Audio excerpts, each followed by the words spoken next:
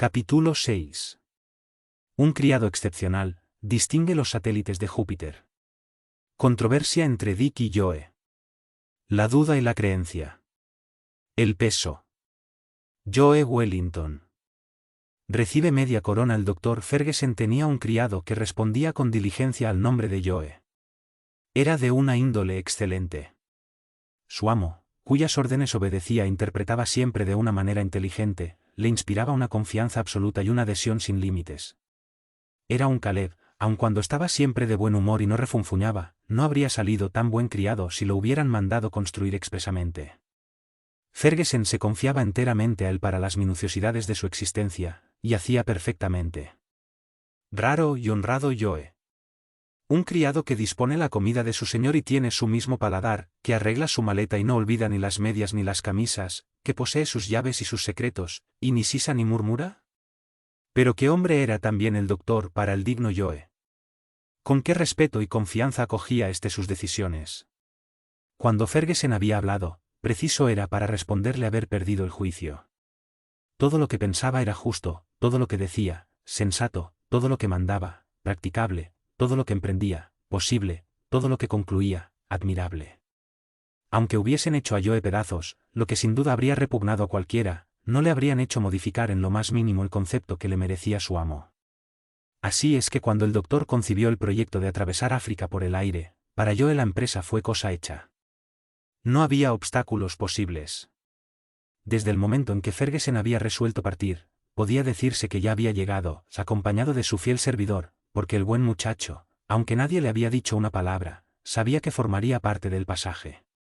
Por otra parte, prestaría grandes servicios gracias a su inteligencia y su maravillosa agilidad. Si hubiese sido preciso nombrar un profesor de gimnasia para los monos del Sorelayikel Garden, muy espabilados por cierto, sin lugar a dudas Joe habría obtenido la plaza. Saltar, encaramarse, volar y ejecutar mil suertes imposibles eran para él cosa de juego. Si Ferguson era la cabeza y Kennedy el brazo, Joe sería la mano.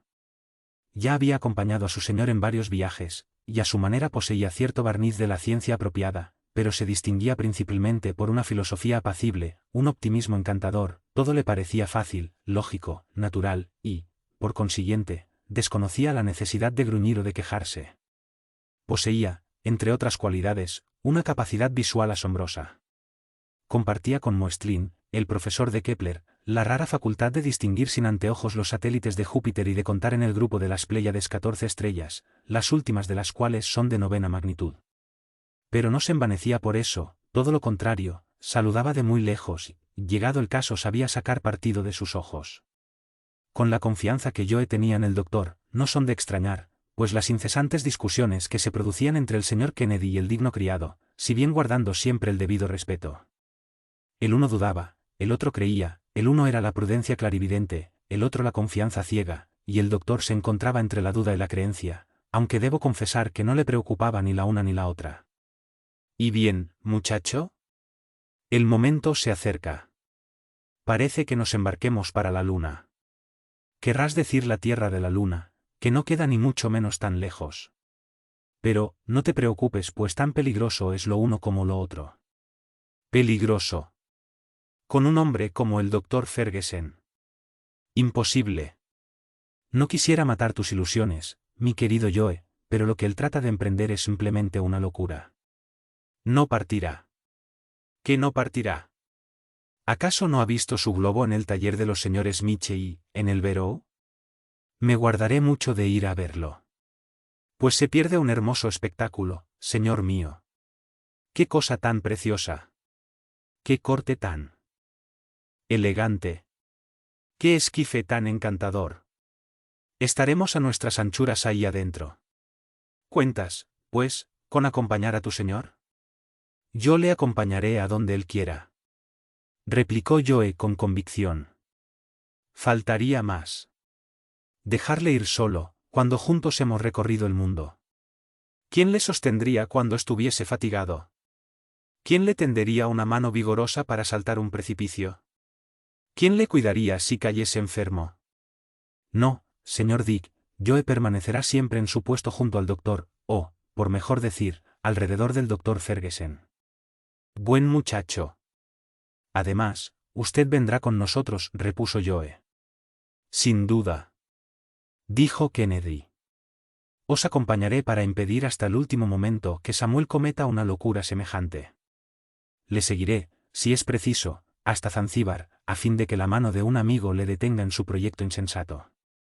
Usted no detendrá nada, señor Kennedy, salvo su respeto. Mi señor no es un cabeza loca, siempre medita mucho lo que va a emprender, y cuando ha tomado una resolución, no hay quien le apee de ella. Eso lo veremos. No alimente semejante esperanza. En fin, lo importante es que venga. Para un cazador como usted, África es un país maravilloso y, por consiguiente, no se arrepentirá del viaje. Dices bien, no me arrepentiré, sobre todo si ese terco se rinde al fin a la evidencia. A propósito, dijo Joe, ya sabrá que hoy nos pesan. ¿Cómo? ¿Nos pesan? Exacto, vamos a pesarnos los tres, usted, mi señor, y yo. ¿Cómo los yaquis? Como los yaquis. Pero, tranquilícese, no se le hará adelgazar si pesa demasiado. Se le aceptará tal como es. Pues yo no me dejaré pesar, dijo el escocés. Pero señor, parece que es necesario para la máquina. ¿Qué me importa a mí la máquina? Le debe importar. ¿Y si por falta de cálculos exactos no pudiéramos subir? ¿Qué más quisiera yo? Pues sepa, señor Kennedy, que mi señor vendrá enseguida a buscarnos. No iré. No querrá hacerle un desaire, ¿verdad? Se lo haré. Bueno. Exclamó Joe, riendo.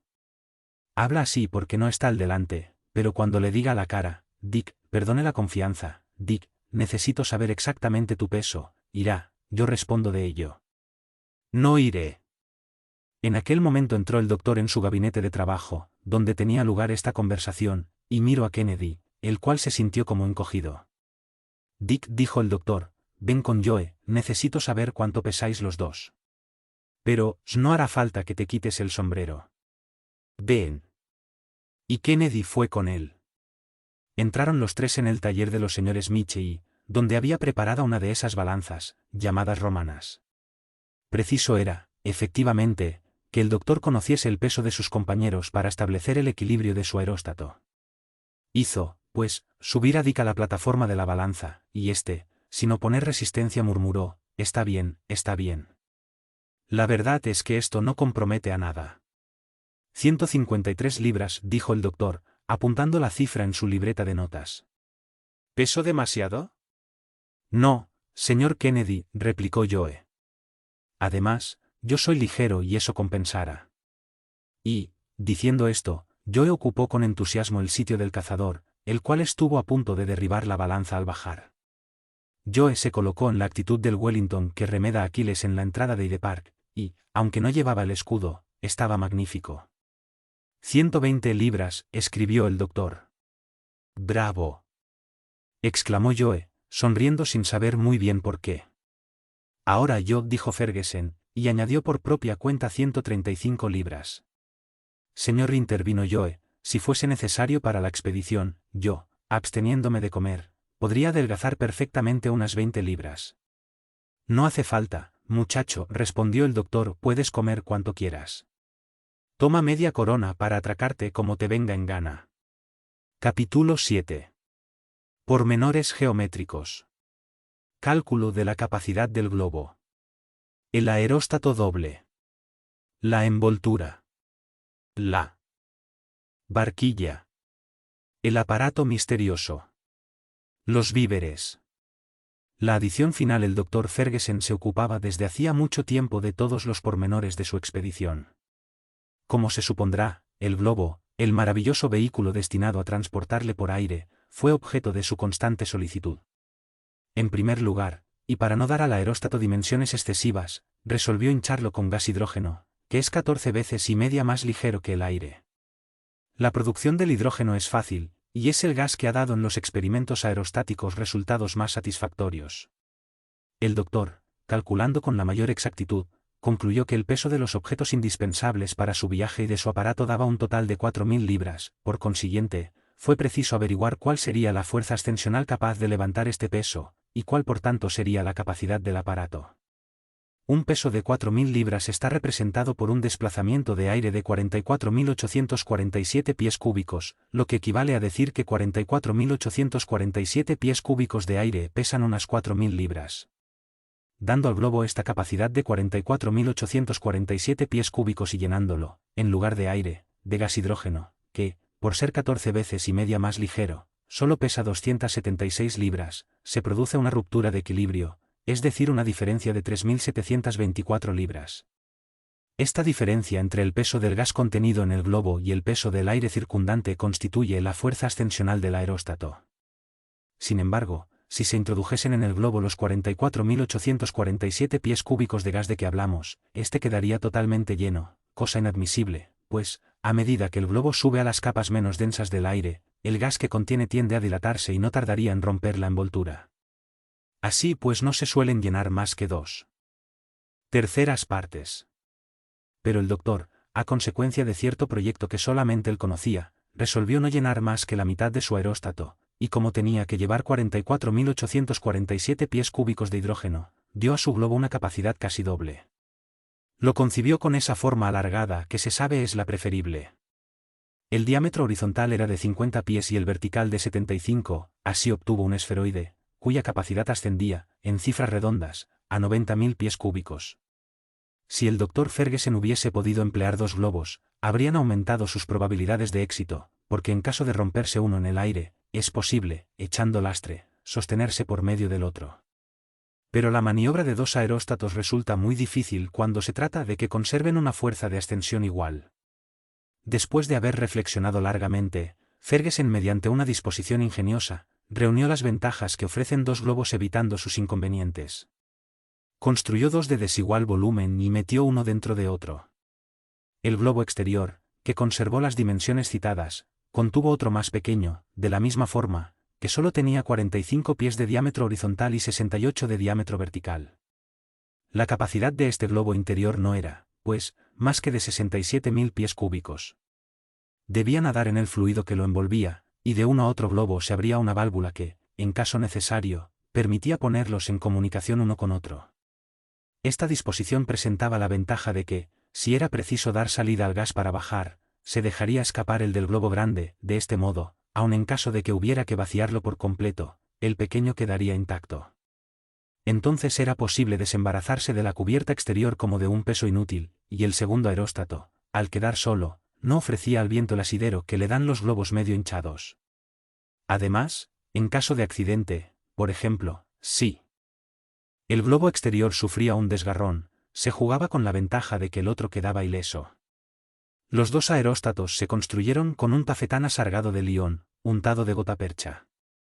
Esta sustancia gomoresinosa está dotada de una impermeabilidad absoluta, y es resistente a los ácidos y los gases. El tafetán se puso doble en el polo superior del globo, donde se realiza casi todo el esfuerzo. Esta envoltura podía retener el fluido durante un tiempo ilimitado. Pesaba media libra por cada 9 pies cuadrados. Como la superficie del globo exterior era de 11.600 pies cuadrados, su envoltura pesaba 650 libras. La envoltura del segundo globo tenía 9.200 pies cuadrados de superficie, y no pesaba, por consiguiente, más que 510 libras, o sea, en total 1.160 libras. La red destinada a sostener la barquilla era de cuerda de cáñamo muy sólida. Las dos válvulas fueron objeto de cuidados minuciosos, tal como lo hubiera sido el gobernalle de un buque. La barquilla, de forma circular y de un diámetro de 15 pies, era de mimbre. Estaba reforzada con una ligera armadura de hierro y revestida en su parte inferior de resortes elásticos destinados a amortiguar los choques. Su peso y el de la red no excedían de 280 libras. El doctor hizo construir, además, 4 cajas de palastro de un grosor de 2 líneas, unidas entre sí por medio de tubos provistos de llaves. Agregó a ellas un serpentín de unas 2 pulgadas de diámetro, que terminaba en 2 ramas rectas de longitud desigual, la mayor de las cuales medía 25 pies y la más corta, 15. Las cajas de palastro fueron colocadas en la barquilla de modo que ocupasen el menor espacio posible. El serpentín, que no tenía que ajustarse hasta más adelante, fue empaquetado separadamente, al igual que una pila eléctrica de Bunsen de gran potencia. El aparato había sido tan ingeniosamente ideado que no pesaba más de 700 libras, incluyendo en ellas 25 galones de agua contenidos en una caja especial. Los instrumentos destinados al viaje consistieron en 2 barómetros, 2 termómetros, 2 brújulas, un sextante, 2 cronómetros, un horizonte artificial y un altazimut para medir los objetos lejanos e inaccesibles.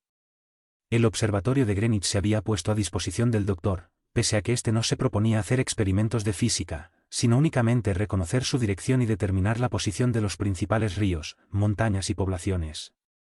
Se proveyó de 3 anclas de hierro a toda prueba, así como de una escala de seda ligera y resistente, de 50 pies de longitud. Calculó igualmente el peso exacto de los víveres, que consistían en café, té, galletas, carne salada y pemmican, preparación que, en un pequeño volumen, contiene muchos elementos nutritivos. Independientemente de una considerable reserva de aguardiente, dispuso 2 cajas de agua que contenían 22 galones cada una. El consumo de estos alimentos haría disminuir poco a poco el peso sostenido por el aeróstato. Y debe saberse que el equilibrio de un globo en la atmósfera es de una sensibilidad extremada. La pérdida de un peso casi insignificante basta para producir un desplazamiento muy apreciable. El doctor no olvidó ni una tienda para cubrir una parte de la barquilla, ni las mantas para dormir durante el viaje, ni las escopetas del cazador con las correspondientes municiones. He aquí el resumen de sus diferentes cálculos. Ferguson. 135 libras Kennedy. 153 libras Joe. 120 libras peso del primer globo. 650 libras peso del segundo globo. 510 libras barquilla y red. 280 libras anclas, instrumentos, escopetas, mantas, tienda, utensilios varios. 190 libras carne, pemmican, galletas, té, café, aguardiente. 386 libras agua. 400 libras aparato. 700 libras peso del hidrógeno. 276 libras lastre.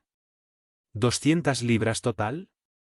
4,000 libras. Así se desglosaban las 4.000 libras que el Dr. Ferguson se proponía echar a volar. No llevaba más que 200 libras de lastre, solo para casos imprevistos, decía él, porque, gracias a su aparato, no creía tener que recurrir a ellas.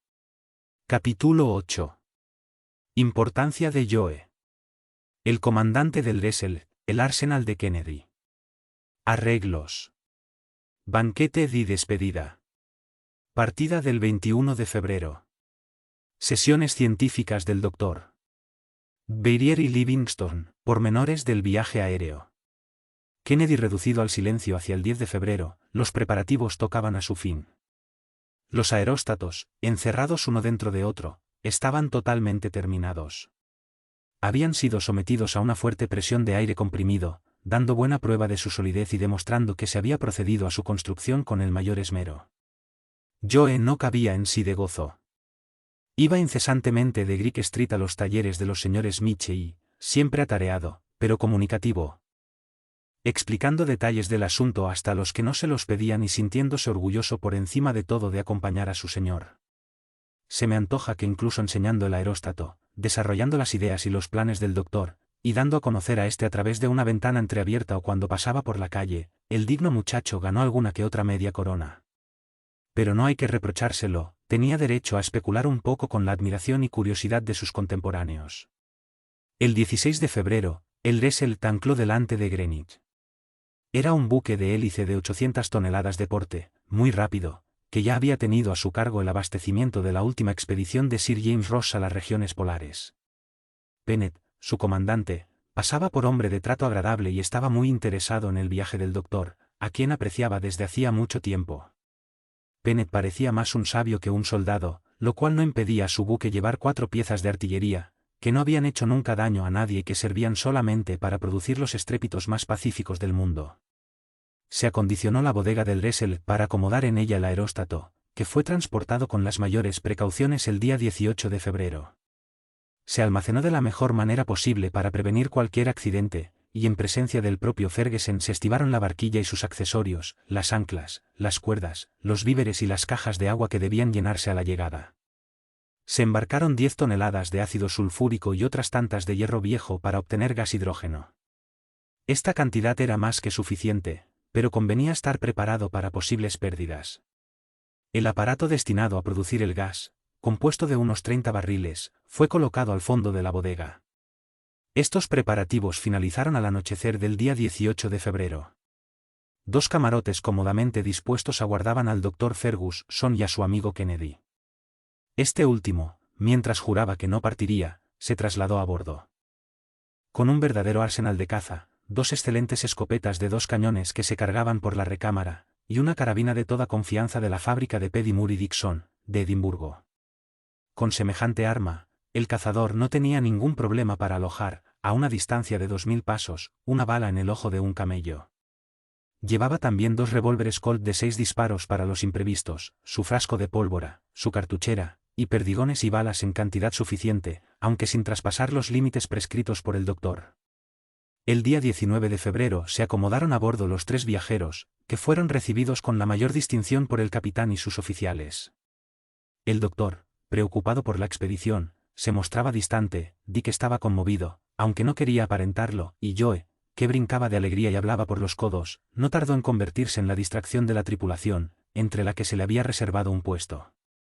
El día 20, la Real Sociedad Geográfica ofreció un gran banquete de despedida al Dr. Ferguson y a Kennedy. El comandante Pennant y sus oficiales asistieron al festín, que fue muy animado y abundante en libaciones halagüeñas. Se hicieron numerosos brindis para asegurar a todos los invitados una existencia centenaria. Sir Francis M. presidía con emoción contenida, pero rebosante de dignidad. Dick Kennedy, para su gran sorpresa, recibió buena parte de las felicitaciones báquicas. Tras haber bebido, a la salud del intrépido Ferguson, la gloria de Inglaterra, se bebió, a la salud del no menos valeroso Kennedy, su audaz compañero Dick se puso colorado como un pavo, lo que se tomó por modestia. Aumentaron los aplausos, y Dick se puso más colorado aún. Durante los postres llegó un mensaje de la reina, que cumplimentaba a los viajeros y hacía votos por el éxito de la empresa.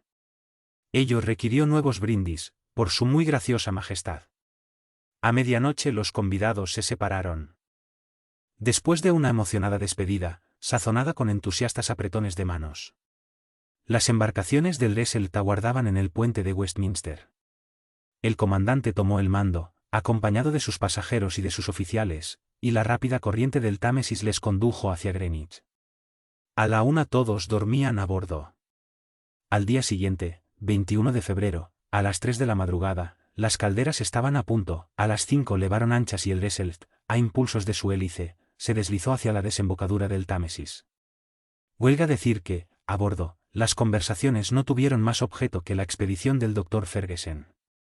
Tanto viéndole como oyéndole, el doctor inspiraba una confianza tal que, a excepción del escocés, nadie ponía ya en duda el éxito de la empresa. Durante las largas horas de ocio del viaje, el doctor daba un verdadero curso de geografía en la cámara de los oficiales.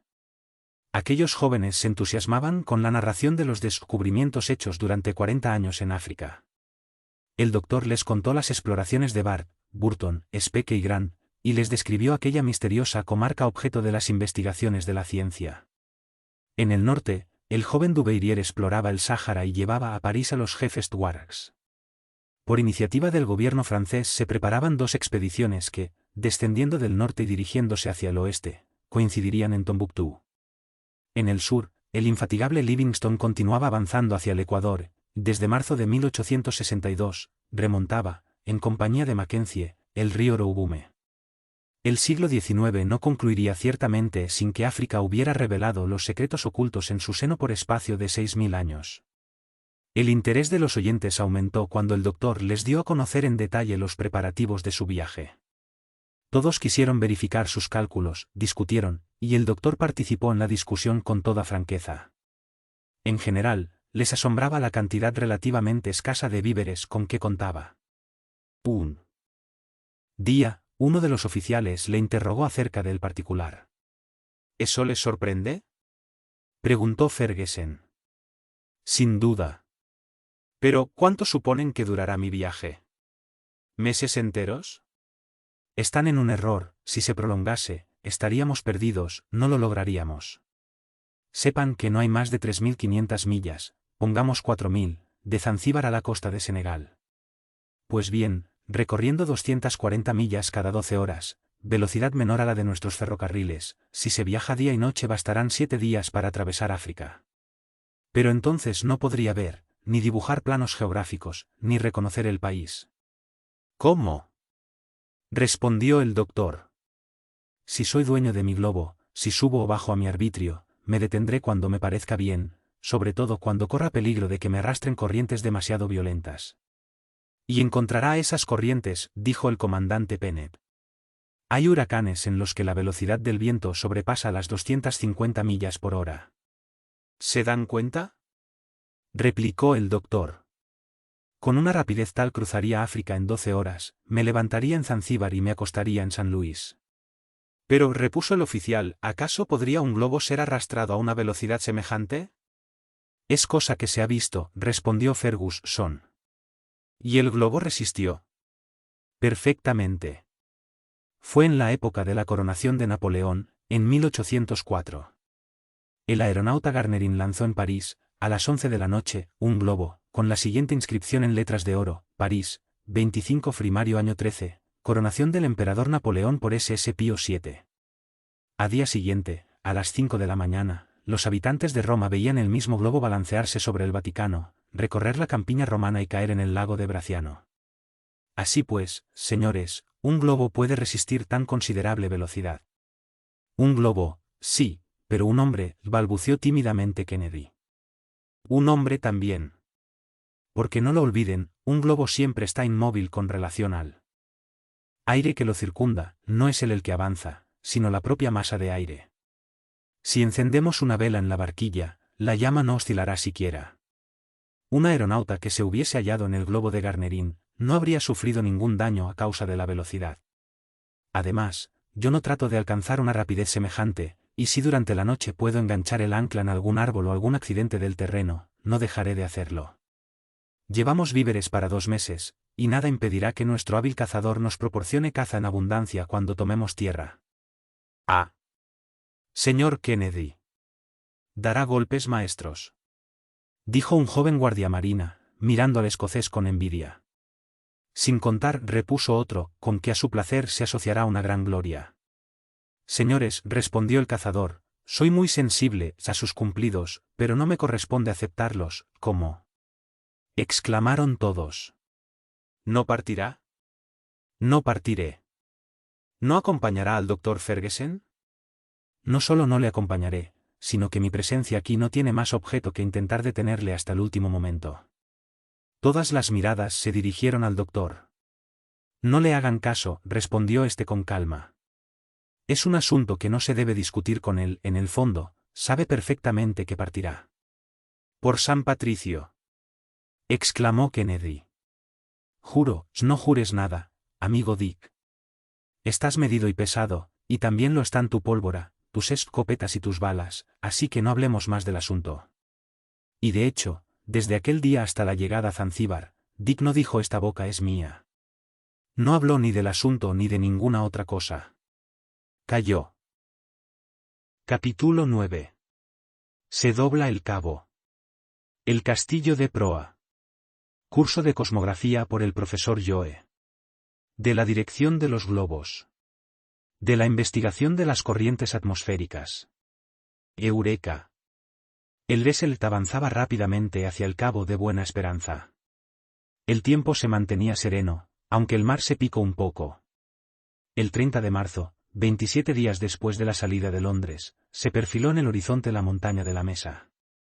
La ciudad de El Cabo, situada al pie de un anfiteatro de colinas, apareció a lo lejos, y muy pronto el Lesselt ancló en el puerto. Pero el comandante no hacía escala allí, sino para proveerse de carbón, lo que fue cosa de un día, y al siguiente el buque se dirigió hacia el sur para doblar la punta meridional de África y entrar en el canal de Mozambique. No era aquel el primer viaje por mar de Joe, de manera que éste no tardó en hallarse a bordo como en su propia casa. Todos le querían por su franqueza y su buen humor. Gran parte de la celebridad de su señor repercutía en él. Se le escuchaba como a un oráculo, y no se equivocaba más que cualquier otro. Mientras el doctor proseguía su curso en la cámara de los oficiales, Joe se despachaba a gusto en el castillo de proa y hacía historia a su manera, procedimiento seguido por los más eminentes historiadores de todos los tiempos.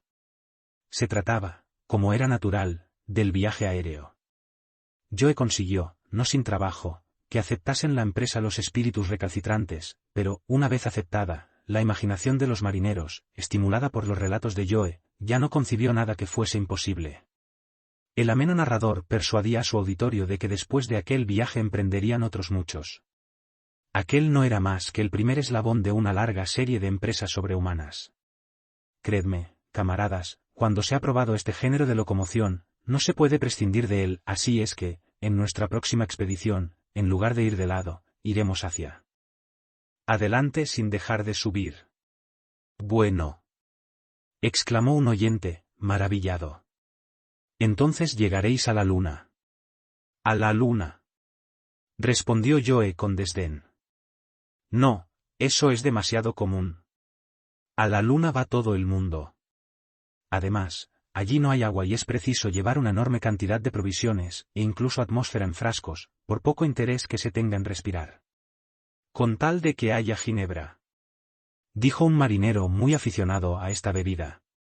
Tampoco, camarada. No. Nada de luna. Recorreremos esas hermosas estrellas, esos encantadores planetas de los que tantas veces me ha hablado mi señor. ¿Visitaremos primero Saturno, el que tiene un anillo? Preguntó el contramaestre. Sí, un anillo nupcial. Lo que ocurre es que se ignora el paradero de su mujer. ¿Cómo? ¿Tan alto irán? Preguntó un grumete, atónito. Su señor debe de ser el diablo. ¿El diablo? Es demasiado bueno para ser el diablo. ¿Y después de Saturno? Preguntó uno de los más impacientes del auditorio. ¿Después de Saturno? Haremos una visita a Júpiter, un extraño país donde los días no son más que de 9 horas y media, lo cual resulta cómodo para los perezosos, y donde los años, por extraño que parezca, duran 12 años, lo cual ofrece ventajas para los que no tienen más que 6 meses de vida. Eso prolonga algo su existencia. ¿12 años? Repuso el grumete. Sí, pequeño, en esas tierras tú mamarías aún, y aquel de allá, que roza la cincuentena, sería un chiquillo de 4 años y medio. No puede ser. Exclamaron unánimes todos los hombres que se hallaban en el castillo de proa. Es la pura verdad, dijo Joe con aplomo. Pero, ¿qué queréis? Cuando uno se empeña en vegetar en este mundo, no aprende nada y es tan ignorante como una marsopa. Pasead un poco por Júpiter y veréis. Es menester, sin embargo, saber comportarse allí arriba, pues hay satélites que no son tolerantes. Y todos reían, pero solo le creían hasta cierto punto. Y él les hablaba de Neptuno, donde los marineros son muy bien recibidos, y de Marte, donde los militares imponen su autoridad, lo cual acaba por resultar fastidioso. En cuanto a Mercurio, es un pícaro país de ladrones y mercaderes, tan parecidos unos a otros que difícilmente se les distingue. Y, por último, de Venus les pintaba un cuadro verdaderamente encantador. Y cuando volvamos de esta expedición, dijo el ameno narrador, se nos condecorará con la Cruz del Sur, que brilla allá arriba en el ojal del buen Dios. Y bien merecida la tendréis. Admitieron los marineros. Así, en alegres pláticas, transcurrían las largas tardes en el castillo de proa. Mientras tanto, las conversaciones instructivas del doctor seguían su camino. Un día, hablando de la dirección de los globos, se le pidió a Ferguson que diese acerca del particular su parecer. Yo no creo, dijo, que se pueda llegar a dirigir un globo. Conozco todos los sistemas que se han ensayado o ideado, y ni uno solo es practicable. Como comprenderán, me he ocupado de esta cuestión, de interés capital para mí. Sin embargo, no he podido resolverla con los medios suministrados por los conocimientos actuales de la mecánica. Sería preciso descubrir un motor de un poder extraordinario y de una ligereza imposible. Y aún así, no se podrían contrarrestar las corrientes de cierta importancia. Además, hasta ahora se ha pensado más en dirigir la barquilla que el globo, lo cual es un error. Existe, sin embargo, replicó un oficial, una gran relación entre un aeróstato y un buque, y éste puede dirigirse a voluntad. No, respondió el doctor Ferguson. Existe muy poca relación o ninguna. El aire es infinitamente menos denso que el agua, en la cual el buque no se sumerge más que hasta cierto punto, mientras que el aeróstato se abisma por completo en la atmósfera y permanece inmóvil con relación al fluido circundante. ¿Cree entonces que la ciencia aerostática ha dicho ya su última palabra? No tanto. No tanto. Es preciso buscar otra cosa. Si no se puede dirigir un globo, al menos hay que intentar mantenerlo en las corrientes atmosféricas favorables. Estas, a medida que se sube, se vuelven mucho más uniformes.